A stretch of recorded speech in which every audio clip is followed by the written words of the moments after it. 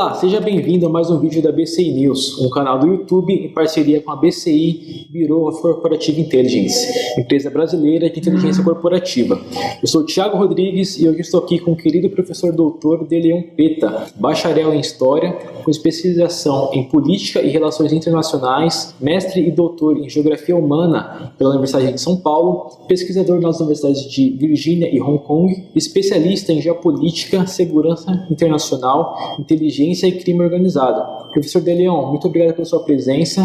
No vídeo de hoje, nós vamos falar sobre os cenários mundiais no pós-pandemia, lembrando que alguns deles já foram previstos pelo professor Deleon, mesmo antes de ter acontecido. Professor Deleon, é possível saber como será o mundo após esse período de pandemia? Bom dia, Thiago. Então, não tem como saber. Eu vejo muitos especialistas falando com muita convicção, com muita certeza, mas a verdade é que não tem como saber mesmo, porque a gente ainda nem abriu a caixa preta do impacto econômico em cima disso, porque a gente não sabe nem quando a epidemia vai acabar. Então, como a gente não sabe como a epidemia vai acabar, quando ela vai acabar, a gente não tem ainda nem mesmo como fazer um mínimo de predição. O que a gente sabe é que não vem coisa boa pela frente. O impacto econômico vai ser muito grande no mundo inteiro, alguns países vão ser mais atingidos que outros, mas a gente sabe que vai ter um grande choque. Provavelmente alguns aspectos culturais também vão mudar, comportamentais. Então, nesse sentido, é o máximo que a gente dá para falar. Mas não dá para ter convicção. Então, isso que é importante quem está assistindo, saber disso, para não cair em eventuais profetas do conhecimento que estão falando com certeza o que vai acontecer, porque ninguém sabe. E não tem problema nenhum também a gente não saber o que vai acontecer, porque sempre foi assim. Acontece que dessa vez está sendo um pouco mais rápido que das outras, mas de fato é importante que quem esteja assistindo saiba isso. Não tem como saber o que vai acontecer, a gente vai ter que esperar passar o momento para começar a fazer algum tipo de previsão. Professor Deleon, sabemos que diversas regiões do planeta e do Brasil possuem características muito distintas de ordem cultural e até mesmo econômica. Quais as características podem contribuir para uma recuperação mais rápida? Aqui o que vai pesar é a estrutura geopolítica dos países, Primeiro isso. Segundo, capacidade de infraestrutura que os países têm. E terceiro, quais países foram atingidos primeiro, tomaram as medidas necessárias primeiro e agora já estão saindo.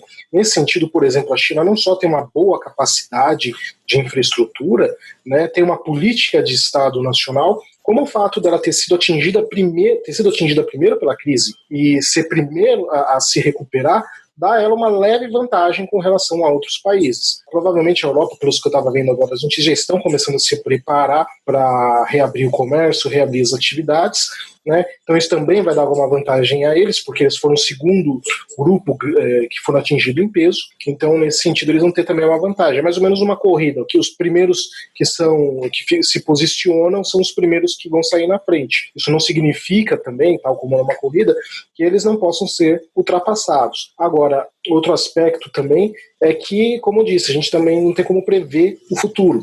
Então, ninguém tem como ter certeza de que não vamos ter uma segunda onda. Então, apesar desses países estarem sendo os primeiros a saírem da crise, porque foram os primeiros a serem atingidos, se eventualmente a gente tiver uma segunda onda, volta tudo pro zero. E aí é que complica, de novo, porque a gente já não sabe o que vai acontecer, e se isso acontecer, joga-se mais fumaça no horizonte, então é bastante complicado. Então, nesse sentido, em tese, respondendo de forma bem objetiva a sua pergunta, em tese, os primeiros países atingidos que têm melhor infraestrutura vão ser menos afetados pela crise que vai vir depois. Mas eu repito, é em tese. Muito bom, professor.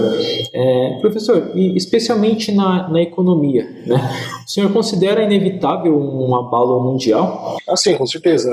Vários países vão ter o seu PIB encolhido, a gente não sabe exatamente quanto, porque, como eu disse, eles não estão nem mesmo arriscando a fazer previsão econômica, porque ainda nem mesmo acabou. Então não tem sentido fazer esse tipo de previsão enquanto a pandemia ainda está rolando. A gente sabe que vai ser atingido. A produção industrial de alguns países foi atingido, a demanda por alguns suprimentos explodiu, principalmente no que trata produtos relacionados à medicina, como remédios, luvas cirúrgicas, máscaras, mas outros foram subitamente interrompidos mesmo porque não há demanda nesse momento, né?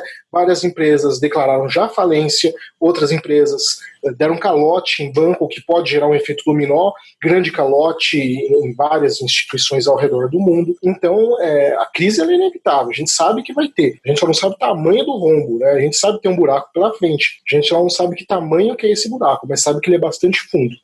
Professor, na sua opinião, as economias de países como os Estados Unidos e a China, no pós-pandemia, também sofrerão grandes mudanças? Com certeza, né? E aqui entra o grande problema, que assim, vários países têm pressionado, de fato, nas últimas 2 décadas, nós temos construído uma economia muito vinculada à produção chinesa. Isso se dá por vários motivos. Um deles é que antigamente se dava pela mão de obra barata chinesa, mas isso não é mais verdade. A mão de obra chinesa ela já não é mais barata. Diga de passagem, a mão de obra brasileira é mais barata que a chinesa, né? Então eles estão tentando te desvincular a produção industrial para não ser tão dependente da China. Agora, se isso vai ser possível ou não, é bem complicado, porque as empresas não estão, como disse, lá na China por causa da mão de obra chinesa ser mais barata. A Indonésia, a indiana, a vietnamita, elas são mais baratas, mas elas não conseguem atrair, né? Porque tem vários motivos. Um desses motivos, por que as empresas estão na China? Porque você tem um mercado de 1,5 bilhão de pessoas lá. Então isso é um fato, né? Claro que, como disse, tem vários outros motivos. Então a economia dos países vai tentar se descolar um pouco da China. Se isso vai acontecer ou não, é muito difícil, porque, querendo ou não, a China é a segunda economia mundial em termos do tamanho do PIB, mas em termos de poder de paridade de compra já superou até mesmo os Estados Unidos, né? São 1,5 bilhão de pessoas, pode ainda acrescentar muito na economia mundial.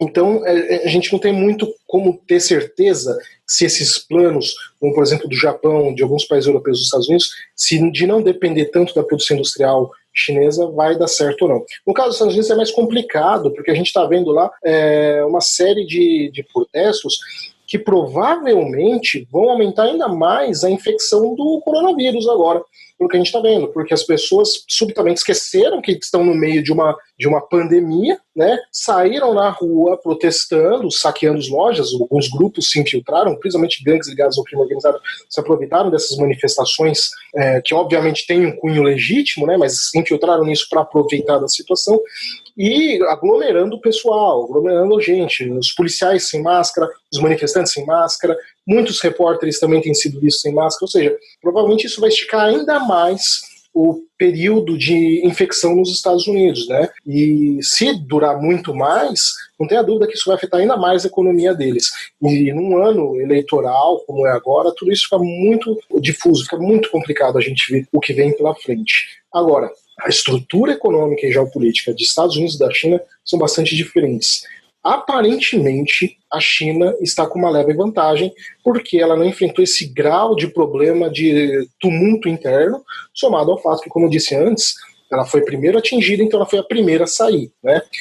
O que a gente pode dizer, de certa forma, tá? Que alguns estudiosos que vinham falando de século chinês, século asiático, perdão, o século asiático começou agora em 2020, tá? Nós vemos o Ocidente muito enfraquecido, muito tumultuado, mal se aguentando em pé, enquanto que a Ásia saiu muito bem. O Japão praticamente não foi atingido em nada. A gente fala muito de China, mas é importante lembrar que não é só China, é Ásia. Não podemos esquecer o papel do Japão, que ainda é a terceira economia, vai ter alguns problemas econômicos em virtude disso, mas, de modo geral, foi muito pouco atingido pela epidemia em si.